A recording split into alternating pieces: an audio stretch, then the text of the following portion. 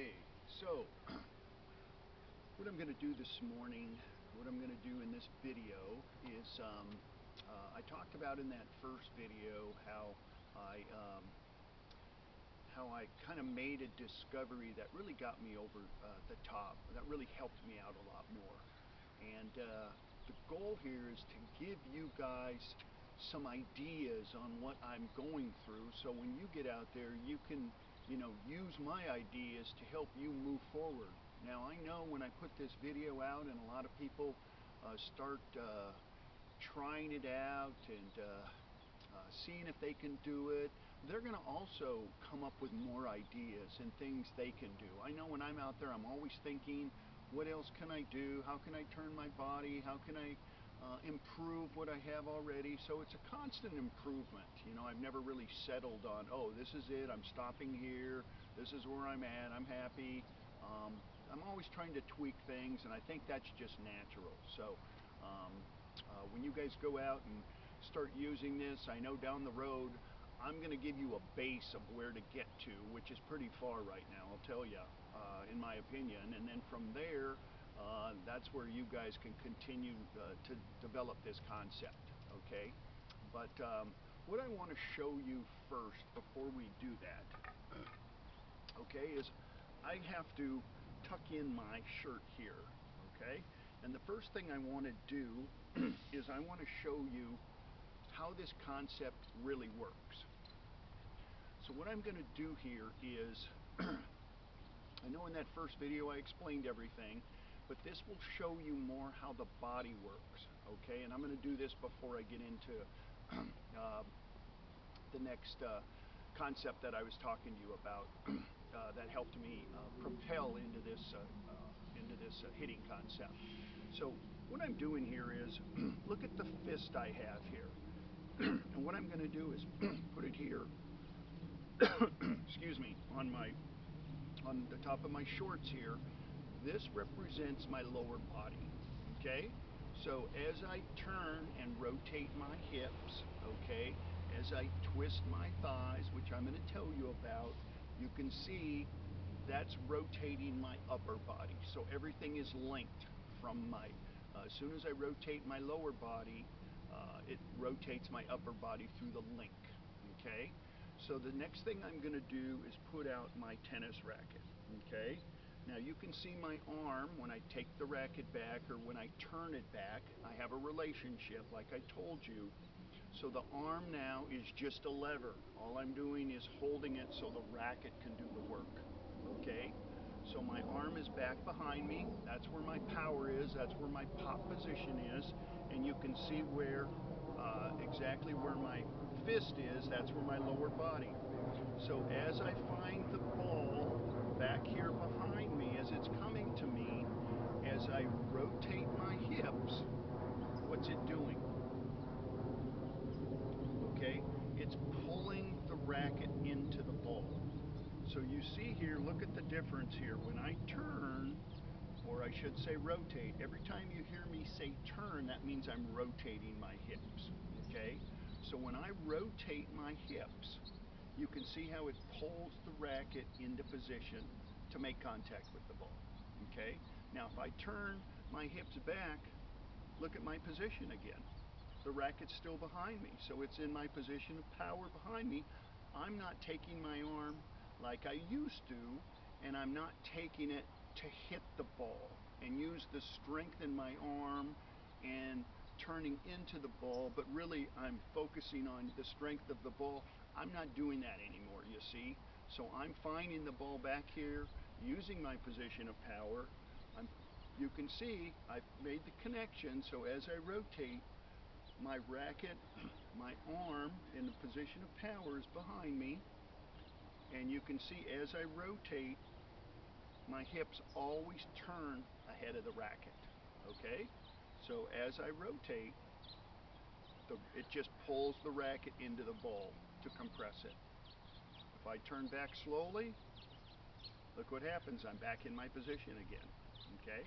So you can see here, as I twist my hips, it's pulling the racket. As I twist, it's pulling the racket. It's pulling my arm, the lever that I have in a leverage position, and it's pulling that right into the ball. Okay, so now my big,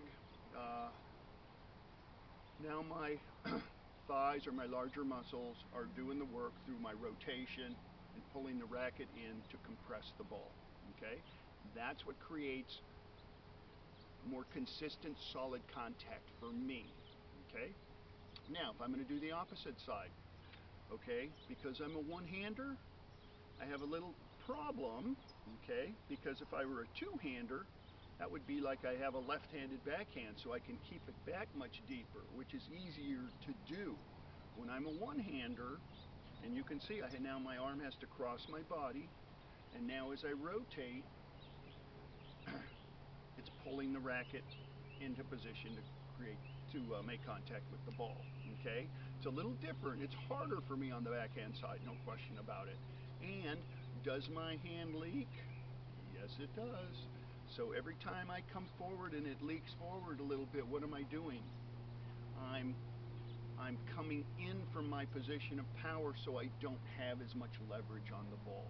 Okay, so then my arm starts doing the thing I don't want it to do, which is work independently to make contact with the ball. But unfortunately in this position, and I've always been a one-hander, that's definitely the negative. It helps me out more in volleying from the back because I'm more used to that. But from a two-handed standpoint, if you have that hand back like this and now you're rotating to the ball, you can see pulling it in, it's gonna stay back and you'll have more leverage on that ball. Okay, just by turning. But you can see my hips are always staying ahead of the racket head. And you can see where are my hands keeping the racket? They keep it in a cocked position, okay?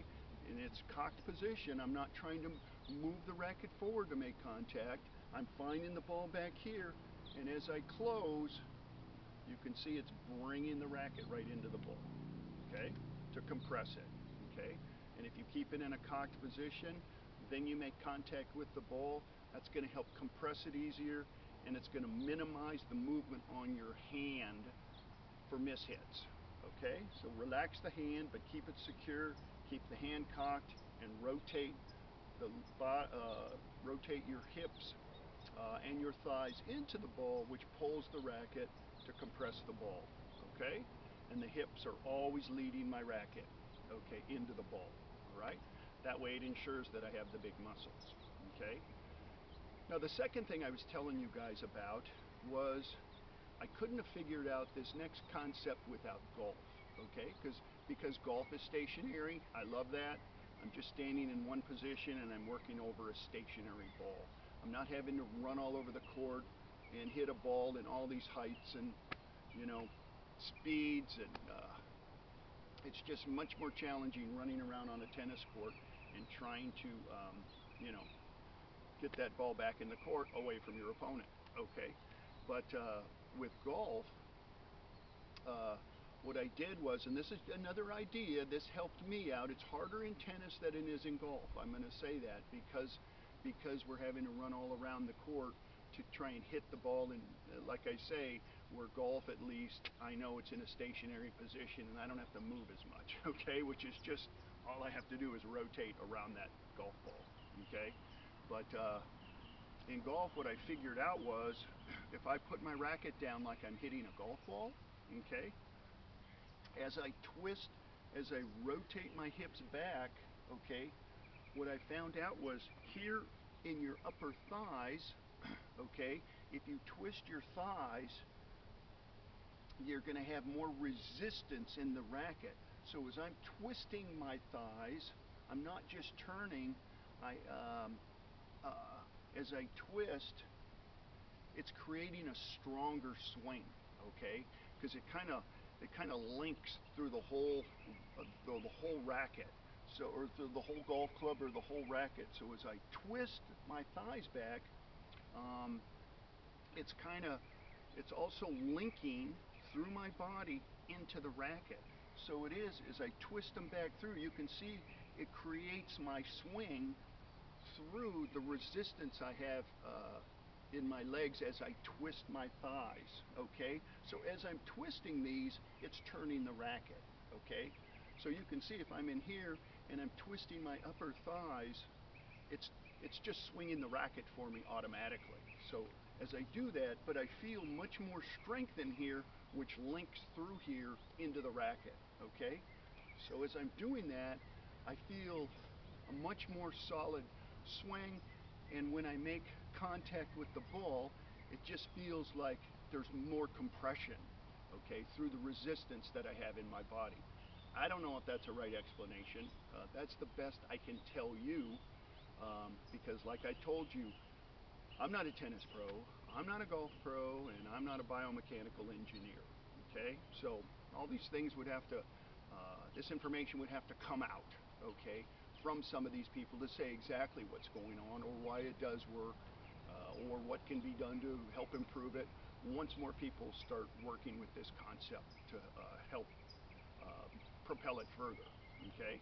But in the meantime though, so as I'm swinging, all I'm doing is just rotating, and I can feel myself pushing off the ground as I'm rotating my thighs, okay?